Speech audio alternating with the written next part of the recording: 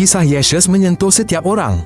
Walau tidak percaya, anda hidup di dunia yang menyebut namanya dalam kalender, perayaan, bahkan dalam bicara baik dan buruk. Idealnya seperti pengampunan, bantuan dan kesederhanaan menjadi norma bagi jutaan orang. Kami akan ceritakan asal-usulnya, ajarannya, kenapa dia dihukum mati dan bagaimana kisahnya menjadi paling berpengaruh di dunia. Semuanya tanpa retorik, ringkas dan jujur.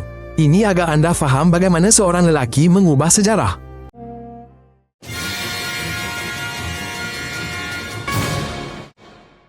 Semasa Yesus lahir, negara itu di bawah kuasa asing. Rom menguasai semua. Pemerintah tempatan cuba puaskan Rom dan rakyat mereka. Rakyat hidup tertekan, bayar cukai dan harap perubahan. Semua menanti seseorang yang akan membebaskan mereka secara rohani dan fizikal. Jadi, bila muncul pengkhotbah baru, ia jadi isu iman dan politik. Kata-kata lebih bahaya dari pedang, terutama bila rakyat mendengarnya. Pada masa itu, orang-orang mengimpikan seorang penyelamat. Ada yang mahu pemimpin kuat, ada pula nabi yang baik hati. Kitab Lama berjanji, suatu hari seseorang akan datang mengubah segalanya. Ketika Yesus bercakap tentang damai, pengampunan dan kebaikan, ada yang rasa harapan, ada yang rasa terancam. Kerana dia menawarkan hidup baru, di mana bukan wang atau kuasa yang penting, tetapi hati manusia. Bagi sesetengah orang, ini kedengaran seperti cahaya, bagi yang lain pula, ini satu cabaran. Kisah kelahiran Yesus bukanlah tentang istana. Ibunya seorang gadis biasa, bapanya pula seorang tukang kayu. Mereka tidak dapat mencari tempat di rumah penginapan. Maka, mereka bermalam di sebuah kandang. Di sanalah, di antara jerami dan binatang, dia dilahirkan. Beliaulah yang akan mengubah dunia.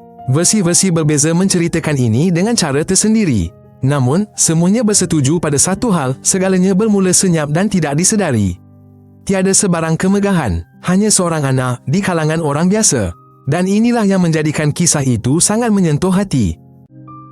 Sejurus selepas dilahirkan, Yesus berhadapan dengan bahaya. Apabila mendengar tentang Raja Baharu, penguasa tempatan menjadi takut. Dia mahu menghapuskan bayi itu. Maka, ibu bapanya melarikan diri bersama dia ke negara lain.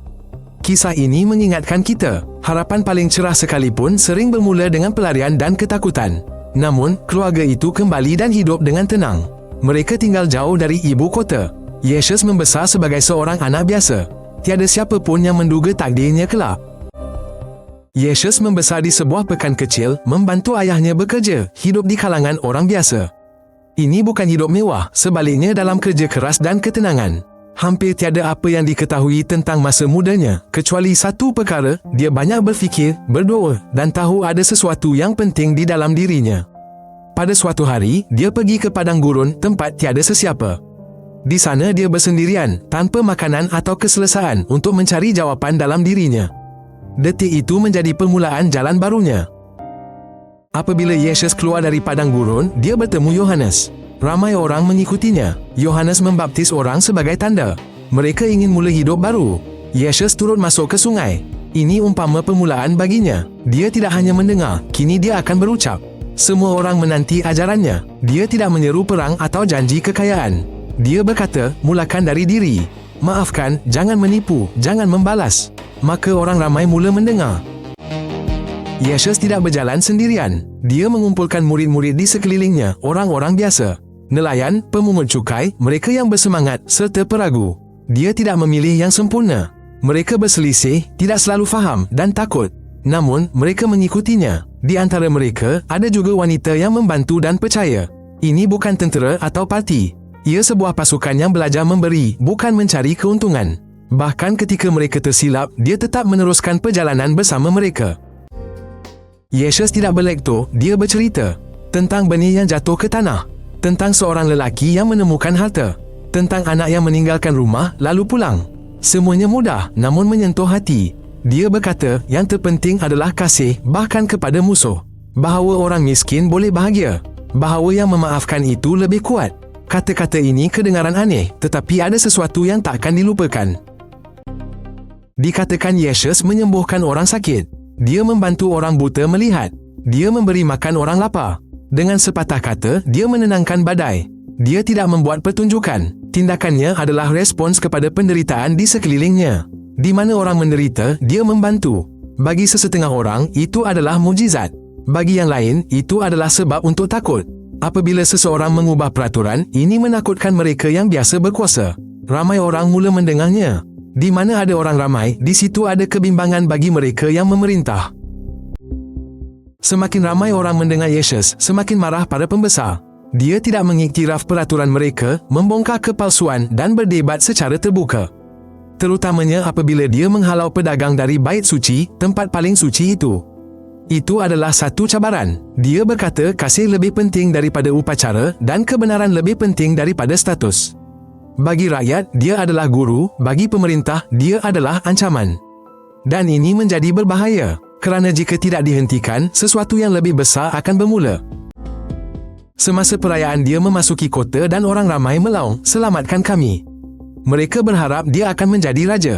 Namun dia tidak merampas takhta. Sebaliknya dia berucap, berdoa dan makan bersama murid-muridnya. Semasa makan malam, dia membahagi roti. Dia berkata, "Ingatlah aku." Itu bukan hidangan biasa. Ia adalah perpisahan. Segalanya semakin hampir ke penghujung. Ada yang menanti mukjizat, ada pula yang menanti penangkapan. Dia tahu segalanya akan berakhir tidak lama lagi, dan tiada siapa yang faham apa akan berlaku kemudian. Salah seorang muridnya, Yudas, mengkhianatinya. Senyap-senyap, tanpa jeritan, dia hanya membawa orang ramai ke tempat Yesus berdoa.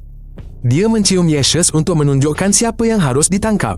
Sebabnya masih menjadi perdebatan, wang, ketakutan, kekecewaan. Namun, hakikatnya kekal. Dia diserahkan bukan oleh musuh, tetapi oleh seorang teman. Ini menjadikan kisah ini sangat berat. Kerana yang paling menyakitkan bukanlah serangan dari luar, tetapi dari orang yang rapat. Yesus ditangkap pada waktu malam. Dia mula disoal siasat oleh penduduk tempatan, kemudian dibawa kepada pemerintah. Dia tidak membela diri. Dia dituduh dan dijatuhi hukuman mati paling kejam, iaitu penyaliban. Ia adalah umum, memalukan dan mengerikan. Begitulah cara pemberontak dihukum mati. Dia meninggal di sebuah bukit, di mana semua orang boleh melihatnya. Tubuhnya diletakkan di dalam gua dan ditutup dengan batu besar. Semuanya sudah berakhir. Murid-muridnya bertempiaran lari. Harapan seolah-olah mati bersamanya. Beberapa hari kemudian, wanita-wanita itu datang ke makam. Mereka dapati makam itu kosong. Seseorang berkata, dia telah bangkit. Kemudian para murid pula menceritakan mereka telah melihatnya. Mereka juga berbicara dan makan bersamanya. Kisah-kisah ini memberi inspirasi kepada sesetengah orang. Namun, ia menimbulkan keraguan pada yang lain.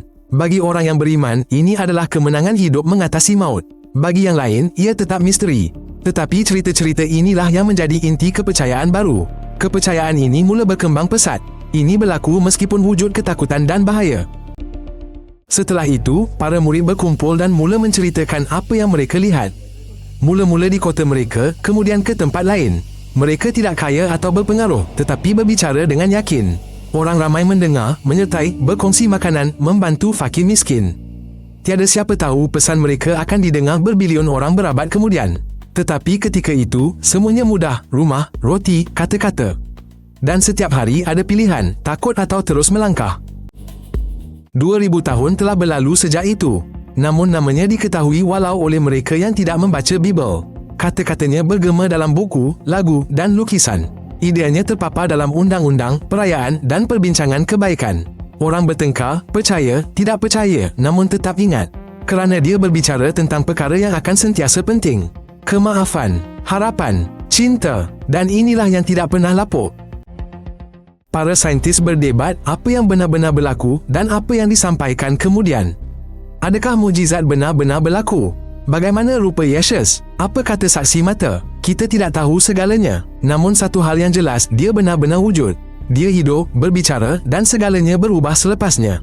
Selebihnya adalah persoalan kepercayaan. Tetapi walaupun kita ketepikan kepercayaan, kisah ini tetap antara yang paling kuat dan hidup. Kerana ia tentang seorang yang menunjukkan cara menjadi cahaya dalam dunia paling gelap. Jika anda rasa menarik, langganlah agar tidak terlepas episod baru. Kandungan kami ringkas dan padat.